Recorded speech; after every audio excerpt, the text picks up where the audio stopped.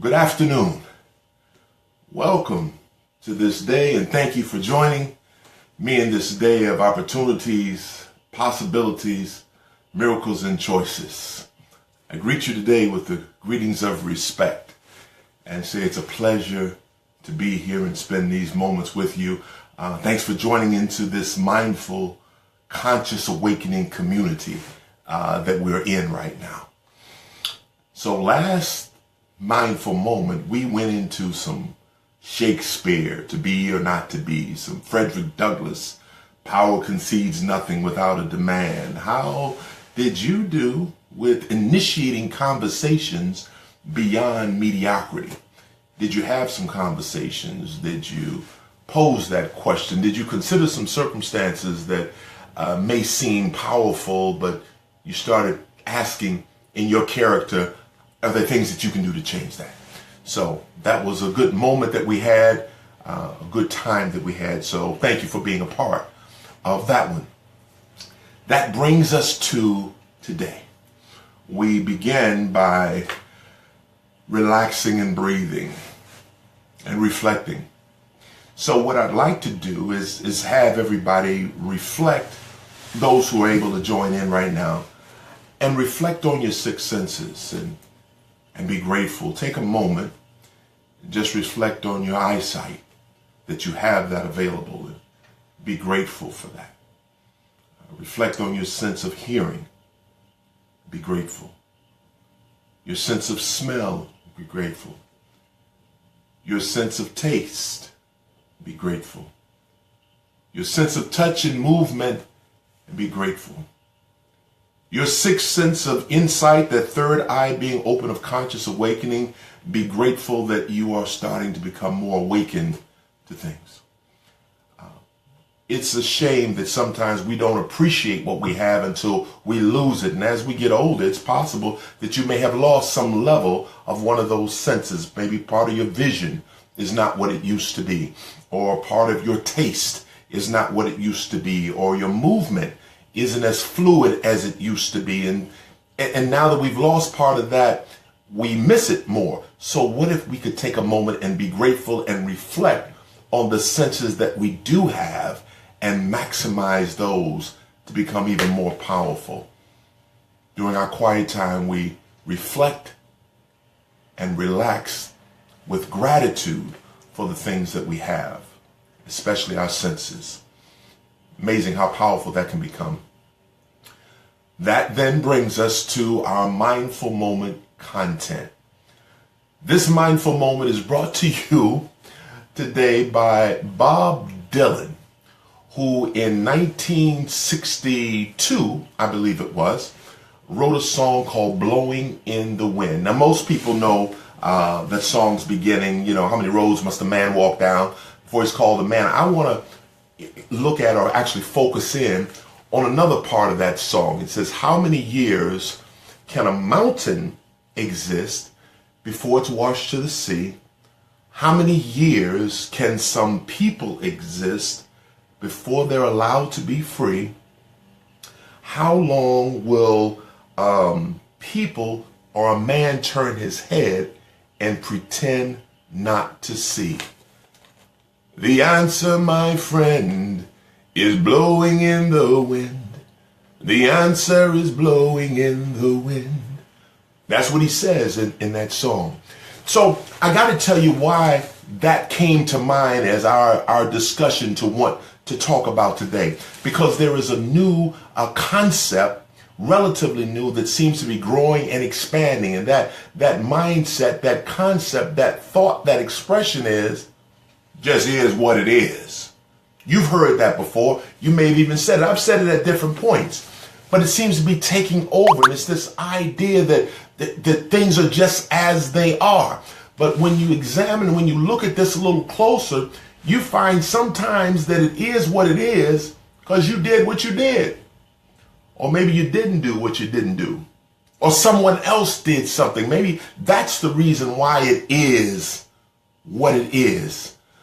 Never been the attitude or mindset of people who actually change things. So how that relates back to the Bob Dylan piece, he's asking questions. He's asking questions about living with passionate curiosity. How long? Because I researched his meaning behind this and thought of my own.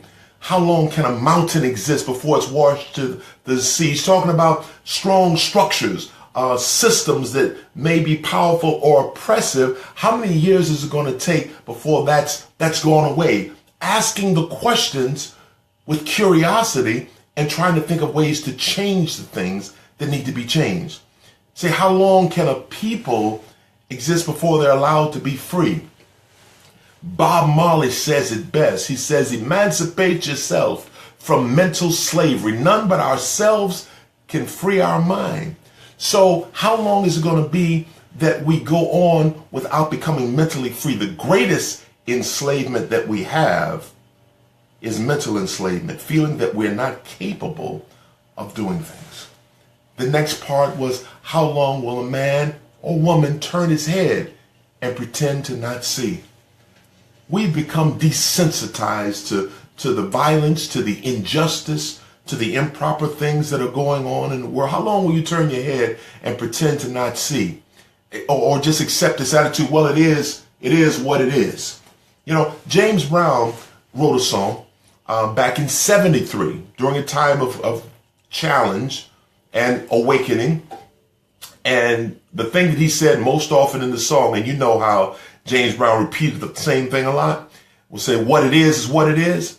That's what he said in his song. But do you know that wasn't the name of the song? The name of the song was called Mind Power. He said, that's what is.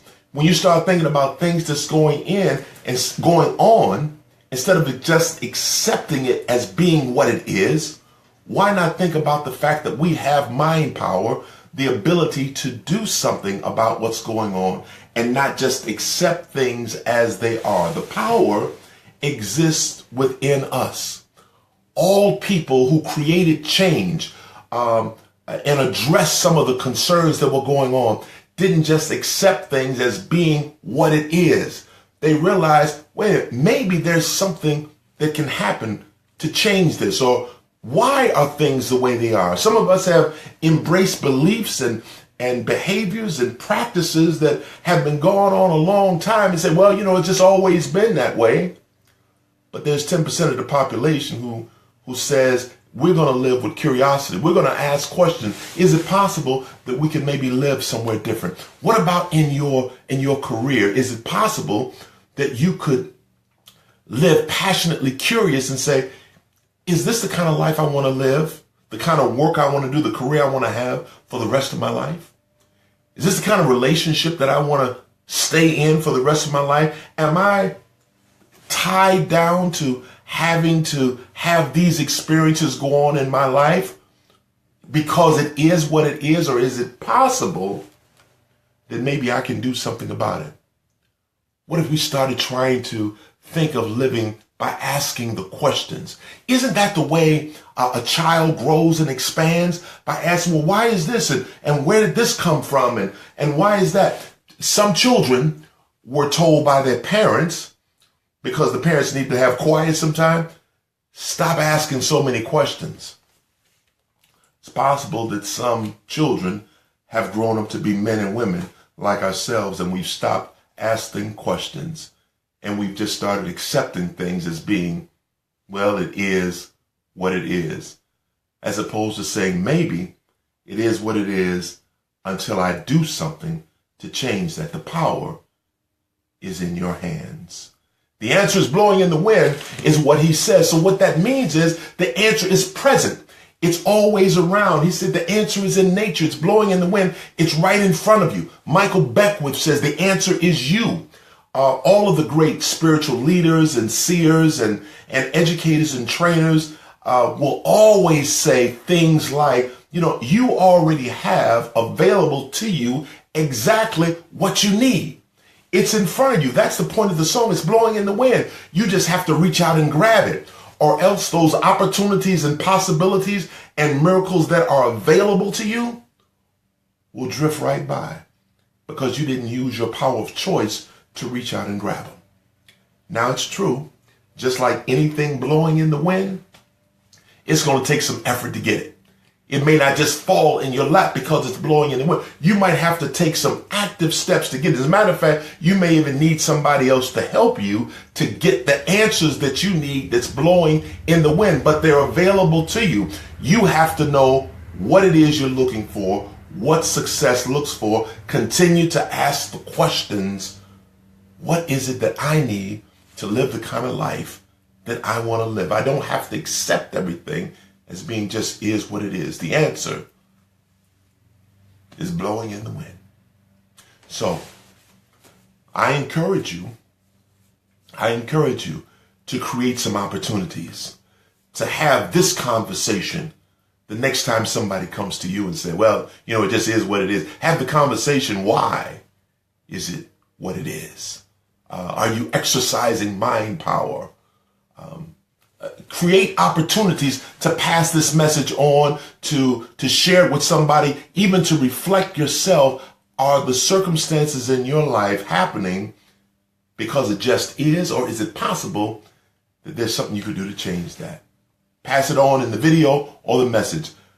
I encourage you to consider the possibility of what would happen if your life started becoming more a life of possibilities, because you become passionately curious about what's going on. And every day is excitement because you're curious. You're not just accepting things anymore. You're looking and saying, well, why is this? And is it possible that this might be?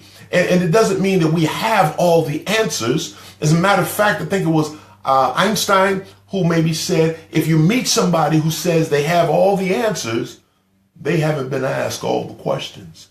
So consider the possibility of just living each day as if it's brand new. The things, the people, the places you've gone to, the people you've connected with, see if there's something new and exciting about what's going on with them. Continue to ask the questions.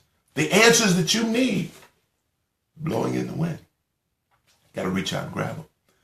And lastly, I encourage you to expect and experience the miracles that will expand in your journey as you continue to live with mindful moments and reflection. Thank you for listening. Thank you for being a part of this. Continue to pass the word. Thank all of you for sharing your comments and thoughts. Your feedback means a lot to me. I love your comments. I try to pass them on whenever I can. Thank you for doing that. Until the next time that we connect in our conscious community mindfully, I encourage you to travel well with respect. Till next time.